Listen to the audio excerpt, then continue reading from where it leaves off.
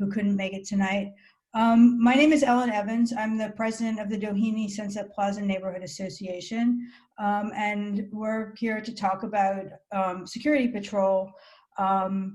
And so the way it's going to work is I've made a little PowerPoint, which I'm going to share with you and tell you about the program, and then we'll open it up for questions, which I'm sure you'll have. So I'm just going to go ahead and start. Okay, I think everybody can probably see my screen. So we're talking about our security patrol expansion tonight. Why are we doing this? We're doing it to improve the safety and serenity of our neighborhood. So don't we have police? We have Hollywood Station, aren't they there to take care of our crime problems? So they're understaffed, and since we have a very low rate of crime in their coverage area, we don't really see routine patrols. And they might get here pretty quickly if there's an actual emergency, but property crimes and petty theft are not things that get their attention very, very quickly. And we could go from a change in resource allocation in the city, but given the financial shape that the city's in, I don't think that would be successful for years. And this is a great time to do it because COVID is taking even more money out of the city coffers and make more LAPD presence even less likely, and people who are having financial issues may be turning more to crime. So why patrol? The deterrent effect of patrol, having a patrol car in the neighborhood benefits the whole neighborhood, and this is the main reason why we want to do patrol. So when there's robbers scout the neighborhood, they're going to see the patrol car around, they're going to pick a different neighborhood. So they'll not be able to operate without at least some risk of getting caught. So this program, we start with nighttime coverage. That means the car is running from 10 p.m. to 6:30 a.m. And so we have a lot of different problems at night. We have burglaries, thefts from cars, noisy parties, and speeding. So without any visible protection, we're just sitting ducks, waiting. People get to rove around our neighborhood doing whatever. But if we have a patrol car circulating, we're happy and alert. So let me take you through how we got to this point here. Today, last year, or was it last year? It was earlier this year. We decided that the security committee decided that patrol, of all the options we had, patrol would be the best first step for reducing crime in our area. We interviewed several companies. We had Southwest present to a small group to gauge to get some feedback and see if people were interested, and then we got a bid from them. We developed a coverage area and a plan and started spreading the word. And in June, we implemented the pilot program, which is the nighttime car on the Bird Street and Rising Glen side of the neighborhood. So we've gotten a lot of experience doing this, so now we're ready to expand. So it's from 10 p.m. to 6:30 a.m. Right now we have over 100 subscribers, which means we're starting to add daytime shifts. And the goal is always to get to more time. So what does the patrol officer do?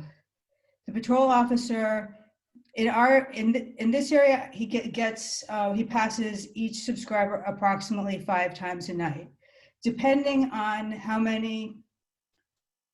where the subscribers are. There's a few more miles of road, I think, in this area, so it's going to be probably 3 to 4, unless there are whole streets that don't subscribe, in which case it might get up to 5. So our patrol officers deal with problems. They call in parties to LAPD, which is incredibly helpful because they're the ones on hold. They also have a relationship with the SLOs. They break up groups partying in the streets, so we have like some lookout points where people go and do whatever, and the patrol officer asks them kindly to leave. They confront people who are wandering around drunk or who are wandering around with backpacks, because we know what that means. And then if he sees problems like somebody's garage door is open or they left their car open, he'll ring the bell and tell you.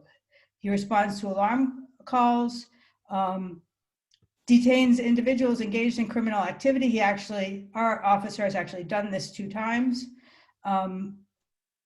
He pulls over reckless drivers, which our officers only just started doing that. I think that's an ideal situation, and I hope that any new officer would do that. So aside from those community benefits, here's what subscribers specifically will get in addition to just the neighborhood deterrent effect and those other things. You'll have the peace of mind, if something happens at 2 a.m, there's someone you can call or text or email, and you will not be on hold, and there will be a response very quickly. Rapid response to alarms. You can have your alarm company have them call Southwest. If your alarm goes off, they'll get there quicker than LAPD. You won't get that crazy bill. Southwest serves other areas of the neighborhood, so there's a car normally nearby. If our specific car isn't, if it's not during our specific patrol hours, and that is an extra fee. You can have vacation checks where the patrol officer will stop and wander your property when you're gone. And if you feel like something is happening and you don't feel like you can walk to your door safely, the patrol officer will escort you to your door. So, so nighttime is where we start, and then the idea is to expand. More subscribers could lead to all kinds of things, either lower fees or more coverage hours or additional vehicles. And that's up to, we have a patrol oversight committee, and that's open to anybody who participates. And if you want to get to a situation where there's as much patrol as possible in the neighborhood, please sign up and urge your friends to do so. So in terms of cost and logistics, so the 7-day-a-week shift costs us $8,000 a month. So we need to cover that cost, our administrative expenses related to the program, and keep a little extra in the account just in case there's changes in subscribership. But any excess revenue goes to patrol. It's not used for general association expenses. So what you're paying is always actually going to patrol. So $100 a month is the price that we're doing it at. That seems fairly reasonable. So the process of the launch is going to be, first we need to get some commitments to join. So I think some of you had filled out that form already. That's for people to say, when you're ready to start, let me know, I'll pay. So when we get 90 commitments, we will ask people to pay, basically, and agree to our terms and conditions. And then we're billing quarterly. So you'll pay $300 up front, and then every 3 months, $300 will be charged. And as we said, to start up, we need 90 paid subscribers in our new coverage area. And as soon as we get there, we can go ahead and start. And to remember, a dedicated patrol is going to benefit the entire community. And that's why it's time for our community to come together for one another and enroll. So in order to register your commitment, you can go to tiny.cc/DSPNA security. And we'll put, I think we have the webinar for the pilot up on our website. We'll put this webinar up on our website, and you can invite your friends, encourage them to watch the webinar, and we'll start as soon as we can.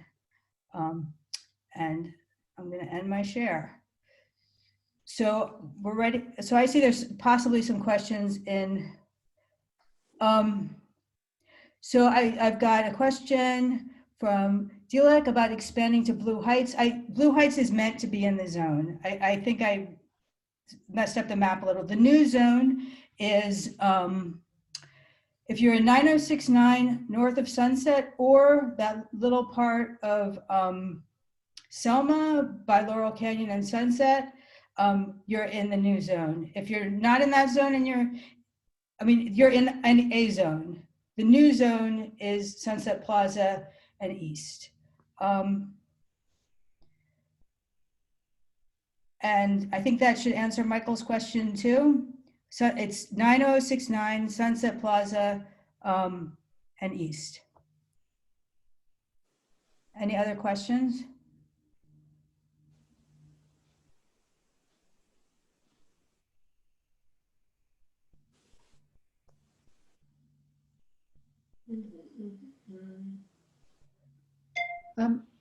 Can I ask you, your pilot scheme in the Bird Streets, what sort of problems? You said you had some teething trouble. Can you tell us a little bit about what problems you encountered and how you resolved them?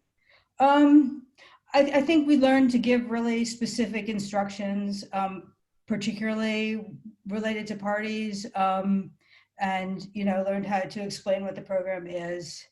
Are you having any success with shutting down party houses? Because we've got a few on North Crescent Heights that are causing problems at the moment. Yes and no. I think that's the story all over. You shut down one, another one starts, but we have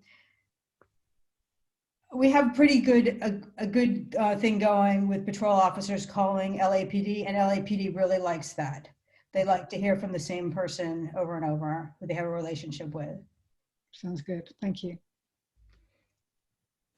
Robin? Yes, I may have misunderstood, but I thought you mentioned early in your little talk that you already had 100 subscribers, and then you mentioned something also about adding daytime patrolling. In our pilot program, which is the one that we're running now, we have 100 subscribers. So that covers one car, and the one car has enough to do. Oh, okay. So that like. So you want 90 additional? 90 to run the new car in your area. So the patrol then would consist of 2 cars at this point. If we add 90 additional people, your 100 current subscribers, there'd be 2 cars. Right, there would be 2 cars.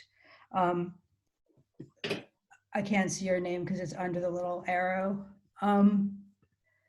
Jordan, yeah. We have a question. We're up at the top of North Crescent Heights, like Caroline, and we have a problem with people stopping because there's good city views here. And whenever they are stopped, like in front of houses that are under construction and no one's living there at the moment, or in between houses, like a field area, these security guards, what if someone who is stopped there, a looky-loo who's looking at the views, says, "You can't make me move"? Like, what has been your the stories of, like, what does the security guard say to that? Our current guard, I think, just says you can't be loitering up here, which isn't necessarily true. They actually can be, but they most of the time listen. They listen, yeah. Okay. And what does the car look like? Is there like a light on top of it, or what is the There's car? a light. It looks almost like a police car. I could probably bring up a picture. Lisa? Just to mention, the security guard is armed, and we also have signage. Ellen, I don't know if you want to show the signage. For the people who are subscribing, we have our logo as well as a notification. It's on a lollipop sign that you are part of. Yeah. So this is the car. It'll be a different car because it has to be a new car, but it looks like a police car. Right. It'll be something like this. And also, do you have a picture of the sign? Because underneath the sign for each subscriber, you put on your front yard and you stick it in the ground. If you want, we also have what's called a rider that says armed response. If you want to have that, you don't have to have armed response, but most people are saying having armed response. So it's just one more deterrent that there's an armed response security car going around the neighborhood. Yeah, let me see if I can share. I took a picture of somebody when I was delivering a sign. And let me see if I can share that. Yeah. And that's the sign that you can have for your yard. But that doesn't show the, could we get a sign where we actually have an outline or something of the patrol car? Like what you, the kind of picture that you included on the email that you sent out about the me. Didn't you send out a picture recently about that? Lisa, Hollis, you asking, can we put a picture of the patrol car on the sign that Ellen just showed? Yeah, because just to get the idea of a patrol, the words are looked small.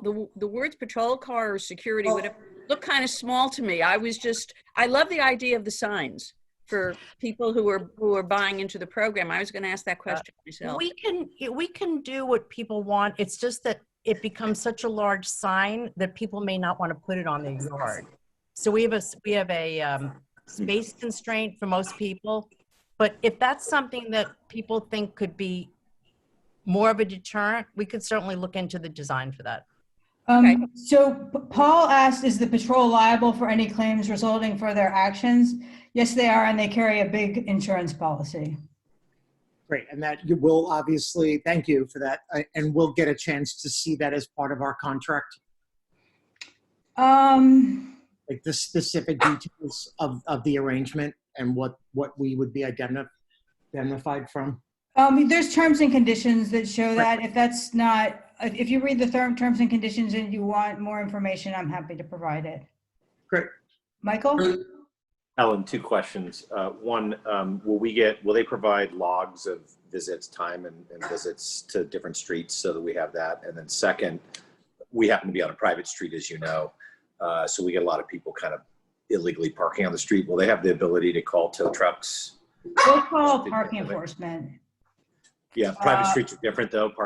You don't need parking enforcement. You can actually just have them directly towed because we have signs everywhere for no parking. They can do that. If you provide the information, they'll do that. Okay, great, thank you. Robin? Further to Jordan's question about asking people to leave, you mentioned also that they can detain people. Did that actually happen in the pilot program where they detain? It has happened. It happened 2 times. One time there were some guys who'd gone into a construction site and were doing I don't know what, and they were detained until the police arrived. And then one of the protests, the sheriff scattered people into the neighborhood near the Citibank on Sunset, and there was some kind of craziness going on, and he detained some people that night. Okay, thank you. Hollis? Question. I was just thinking also to spread the word about what we're doing to help spread the word, in addition to forwarding your email. If we could put together a flyer, a simple flyer outlining what this is, and I'd be happy to put copies of that into the mailboxes of my neighbors around here. Okay, putting it in the mailbox is actually illegal, but giving it to your neighbors would be great. Our fact sheet is a PDF, but I can email that to you. Yeah, great. Okay. I want to bring down the party houses. I'm curious, if somebody doesn't subscribe, this is a really bizarre question, but they're getting a free ride, Right? and let's say something happens, they're not under contract. What is the rules of the road for the security patrol? You mean somebody calls them or somebody flags them down? Nope. I'm saying my next door neighbor who has not subscribed to this, there's some activity going on in their house. They look, they see that they're not one of the members that have subscribed to the service. What's their rule of engagement? Do they turn a blind? I mean, it's an odd question, but at the same time, there are people that could potentially be getting a free ride. There are definitely people who are getting a free ride, and when the people were in the construction site although we do have construction sites who are subscribers, that construction site was not a subscriber. So hopefully they will be stopping anything they see. And when they see garage doors open or cars open, it's not necessarily always subscribers. They'll just ring the bell and tell you. So a lot of people are going to be getting a free ride, yes. But I think you mentioned the other day that unless you're a subscriber, you can't actually call the patrol car. Right. Okay. In the pilot program, did you have any experience with someone that has a security company having those calls go to Southwest instead of the police? We're on mute, are we? No. I personally have had that, yes. You have, okay. So that's an easy thing to set up with ADT, in other words. Yep. Or you set it up with Southwest and then you, yeah, Okay. with ADT, yes. How quickly would you be able to mobilize, and what's your sort of timeline? So it took us 2 months to get 90 commitments for the pilot. I think we started really trying hard in April and we launched in June. And then I think I've told Southwest that we're doing this. I think once we start getting a large number of commitments, they'll tell them and they'll start looking for to hire. They hire mostly retired or former law enforcement.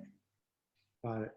Ellen, on that same note, do you have a sense of what the number of households are in the zone that you're now looking to expand, so we get a better sense? Like, does 90 equal a subtotal of 300? Like, what are the numbers? It's like 11. I think it's like 1,100.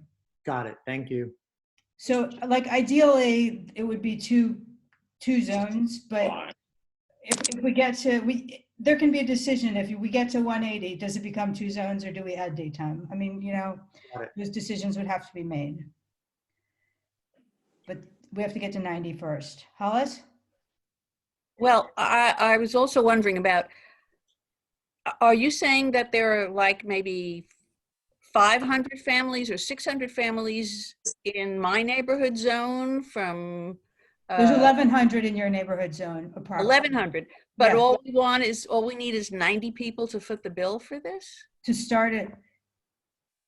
Okay, and if we don't get more people signing on, then we have 90 people paying for patrol car for the whole neighborhood of Yes. 1,000 people? Yes. But it won't go, the car won't go up any street. If there's a whole street of people not paying, it won't go up that street. Like, for example, if like View Site doesn't have any people, it won't go down View Site. So then it'll make more laps. So Yeah, but I mean, it looks like the people who pay in and foot the bill are subsidizing this for everyone else. That's basically what we're talking about here. well, you can talk your neighbors into not being free riders. Ellen? Yeah.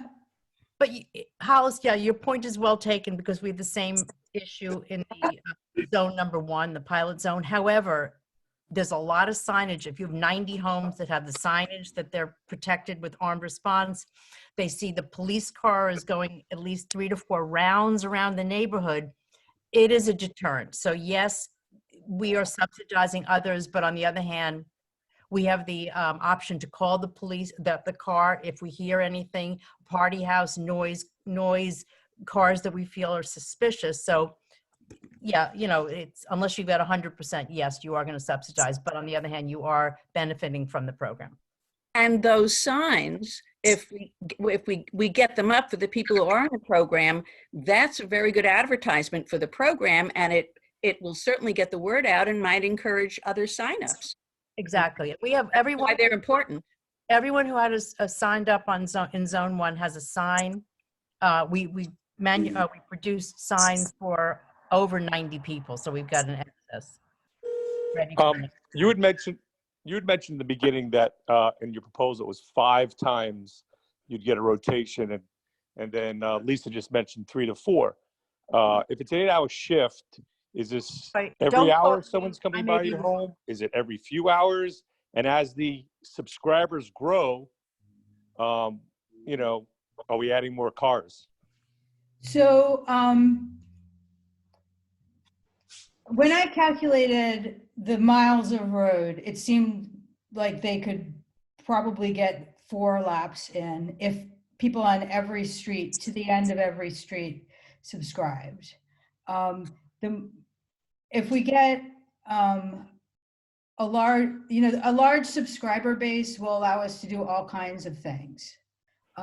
We can split the zone, or we can add daytime, or we can do both, or we can, it's possible that we would want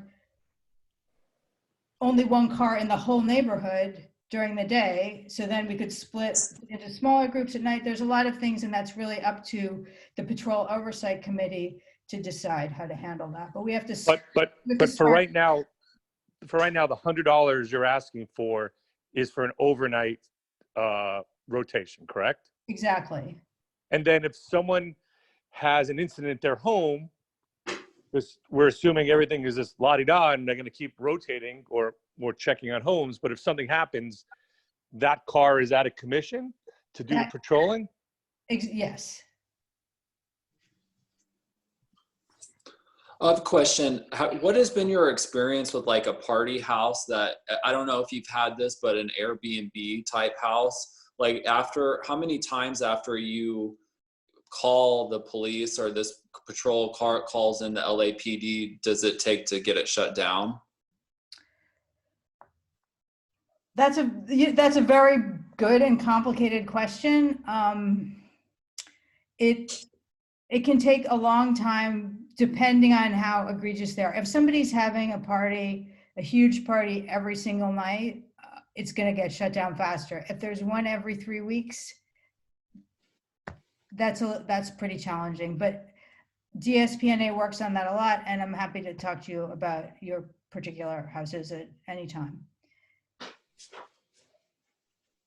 Ellen, can I just respond to the person who asked the question before? If the patrol car is at, and I'm not on the security committee, I'm the marketing committee, but if the patrol car is at the house, the residence where there's an issue, and they can't handle it, they're going to be calling the LAPD. And so it's not that they're going to be the patrol car. And Ellen, tell me if I'm speaking out of turn. The patrol car is not going to be stationed at that house for an hour or 2. They'll see, can they solve it? And if not, they're going to call the LAPD immediately and then continue with the rounds. They're not going to just stay there. Right, but if he's detaining, or something like that. But Lisa, if he is detaining somebody, or if something really big is happening, it's going to take him out of patrol. Right, but they'll wait until the LAPD will come. Can you explain that process? Well, wait a second. If we're waiting for them to come, then we shouldn't even be on this call. And the reason we're on this call is because they don't come. So that's a catch-22 there. We've had very good experience lately with them coming, but they probably won't be coming for the next couple of weeks because of Halloween. They're not going to wait for LAPD to come. Their instructions are to call it in. And sometimes LAPD will say, meet us there, but they don't wait for LAPD. But if they're detaining, if they catch somebody doing something and they detain them, then they're going to wait for LAPD to come, and it will take them out of patrol. And anything strange that happens is going to take them out of their patrol cycle. And I forgot to mention about patrol, we have GPS, access to the GPS in the car, so we know exactly where the car is at any time, and we can play back the route that the car took any day and see dash cam pictures of what's going on from any incident.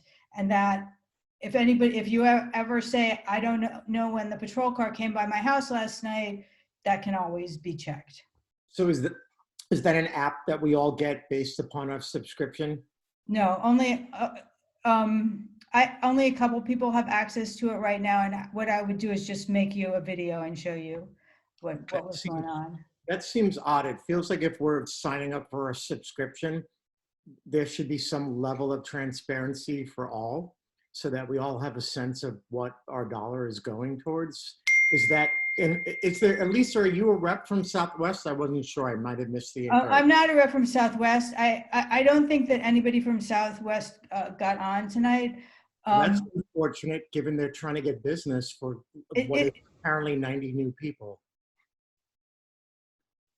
It's a question. Maybe there's a follow-up call that we can have with a rep from the service. I mean, we're very thankful you've organized this. Don't get me wrong.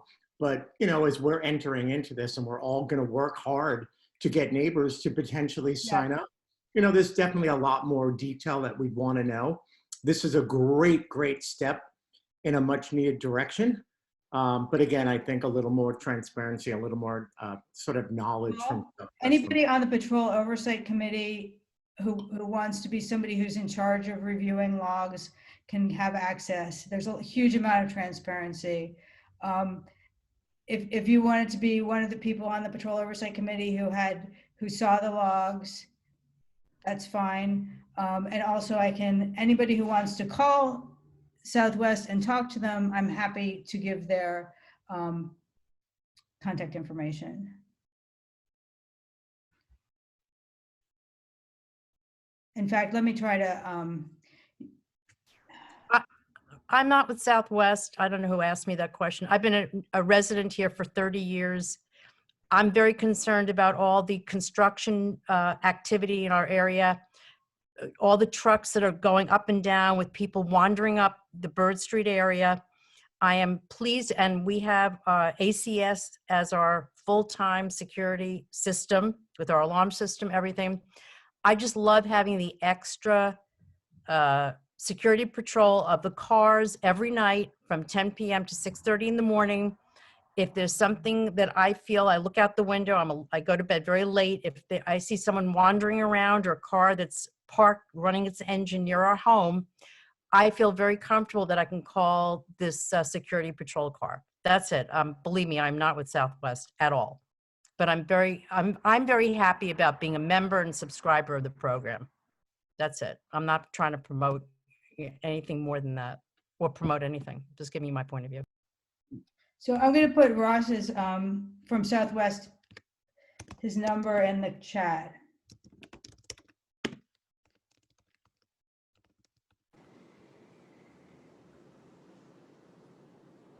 What do you think the likelihood is getting it stood up before the holidays, Christmas holidays?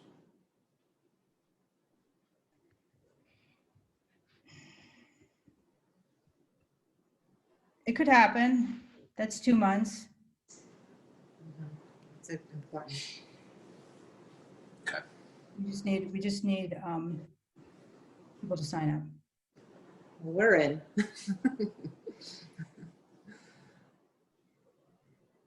Okay, so if we've taken care of the questions so far, and I'm going to put the DSPNA email in the chat too, just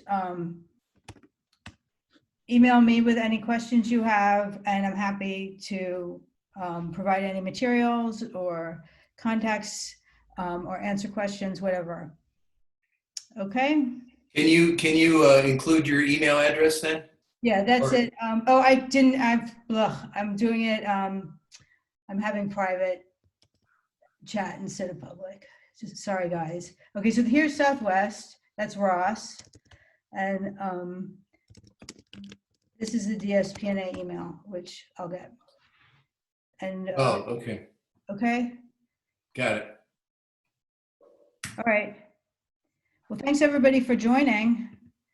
Thank you so much for doing this. It's very much appreciated. Yes, thank you for putting this together. Thank you very much. Thanks, Ellen, as always. It's a lot of hard work. Thank you, Lisa. And Thank you, Ellen. Thank you. Great job. Great job that you're doing. Association is amazing. We just love it. Thank you. Thank you. Thanks for including us and inviting us in tonight.